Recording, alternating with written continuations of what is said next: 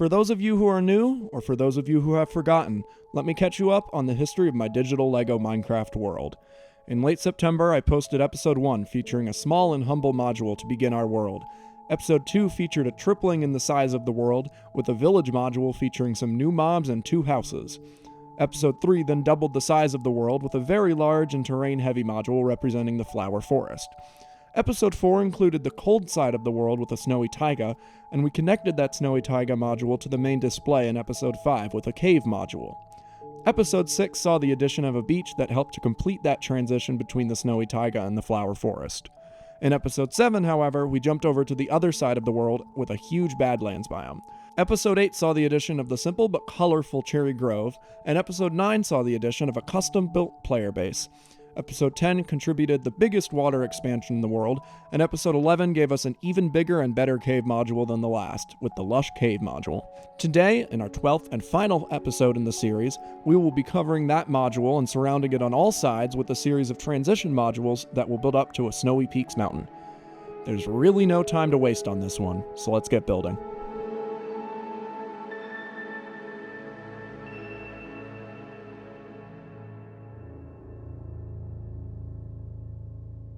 I'd like to apologize in advance because there are 8.5 hours of footage to whittle down for this video, so there will be a lot of time-lapsing. That being said, I'm trying to adjust the pacing a little bit. I've gotten a few comments before mentioning how the videos seem to go very fast, and I have to say that I agree, so I want to make this video a more enjoyable watching experience for you guys, especially since this is the finale. Anyways, the first transition module I decided to make was to go directly in front of the mountain, transitioning out of the plains region into the mountain. This module will be more plain. You'll notice I'm using a bunch of giant brown panels in order to build the terrain up very quickly and in bulk. The hardest part of this was reaching the top of the Lush Caves module smoothly. It's very hard to keep such a steep incline looking natural, but I think I achieved it well enough. The module looks similar to the kind of generation you could find in the game. I figured we could add one special part to this build, a lava fall.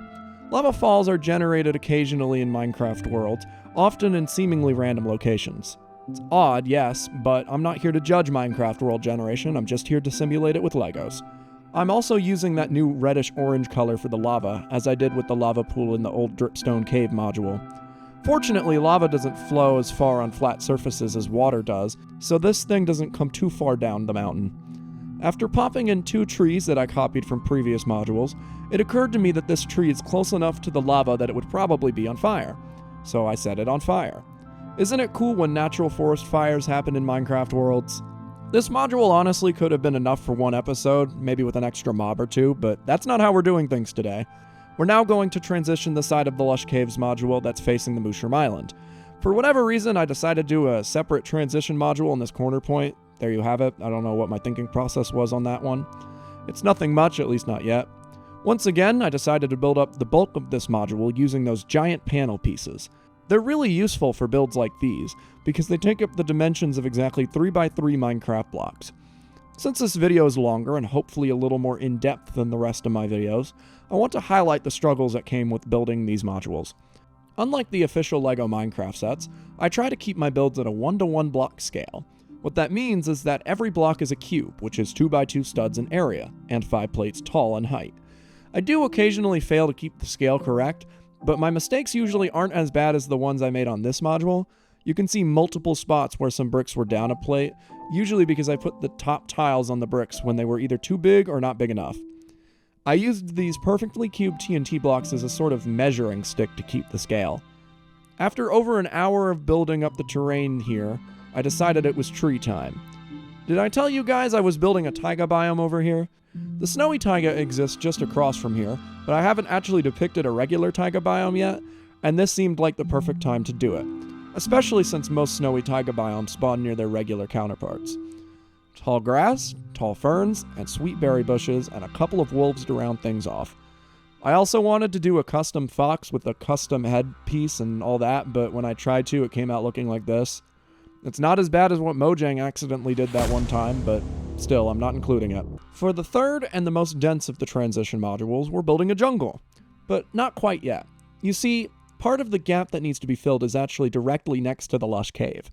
I was conflicted over whether to put an amethyst geode or a mob spawner here, but I decided to do a mob spawner, mainly because it was smaller and would be easier to fit in. I managed to put in a cobblestone wall that was repetitive but not too noisy. The mob spawner is actually a modification of the newest design LEGO has introduced in the 2025 Trial Chambers set that they are releasing. It keeps the scale at 2x2 studs and has enough room to fit a micro minifigure inside, so it works for me.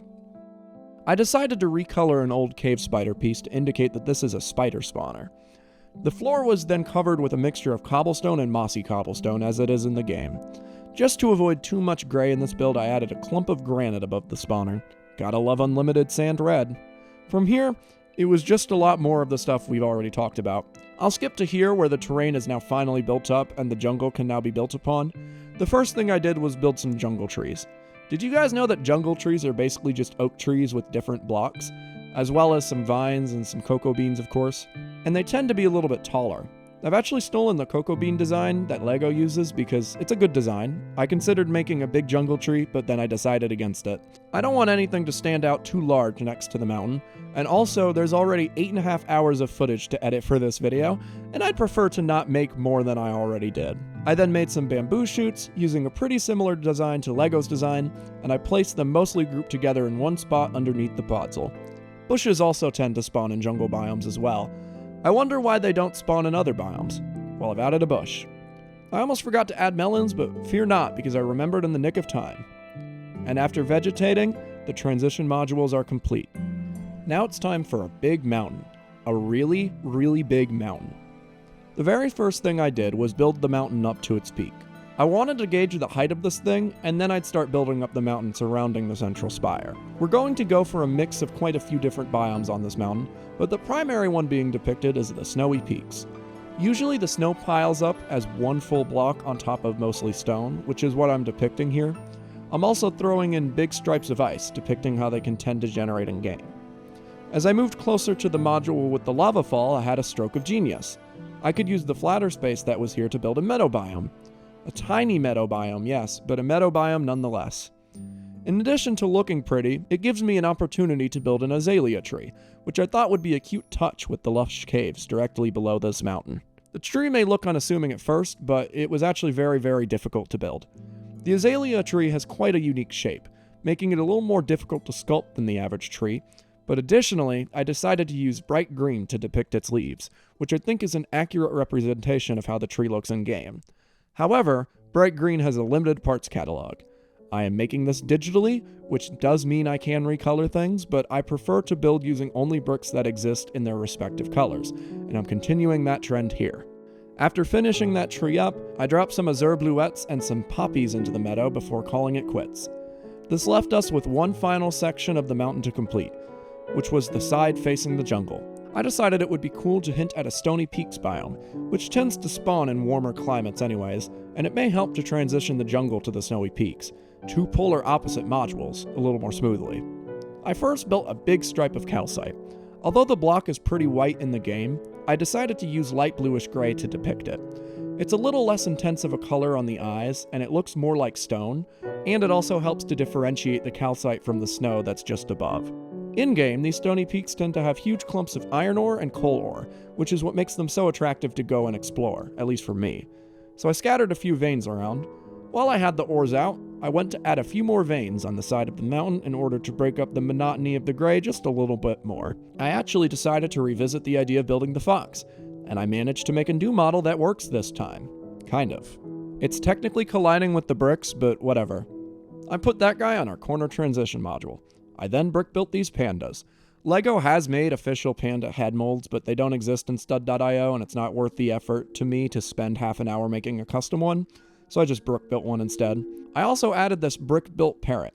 Again, stud.io did not have the parrot headpiece, although it did have the red bird wing prints, which I thought was weird given that the headpiece is absent. I moved to the top of the mountain to add one more figure. He is at the top of the mountain, placing his flag down and taking a look at the world below him. And that's it. I've built the entire world. Actually, I added the spiders to the spider spawner off camera, but otherwise that's it. It's been quite amazing doing this series. I always wanted to make LEGO Minecraft videos, but I didn't have the space to do it, or the time, or the money. And these digital Legos allow me to accomplish all of those dreams, and in the time since I've started this series, I've grown from just 200 subscribers to 580, at least as of this recording. And additionally, all the support has grown massively, and I just want to say thank you guys so much. All of you mean a lot to me, and I always really appreciate the comments and the feedback I get, and I love interacting. It's been really great. I also want to give a special shout out to Aaron, a guy who found me before I even made these LEGO Minecraft videos, and who has been supporting my whole channel since he found me, including Pumpkin Temple and some of the music I made. He's actually included some of my music in his videos, so I really appreciated that. And he's a consistent commenter too, so I really appreciate you, man. Thank you. Anyways, that's it for today, and that's it for this channel in the year 2024. Next year's a big one. I've got big things planned, and I've already pre-recorded and pre-uploaded about 40 videos, so stay tuned. I mean, they are YouTube shorts, but whatever. Anyways, thank you all for watching, and I hope you enjoy rendering time. I'll catch you later.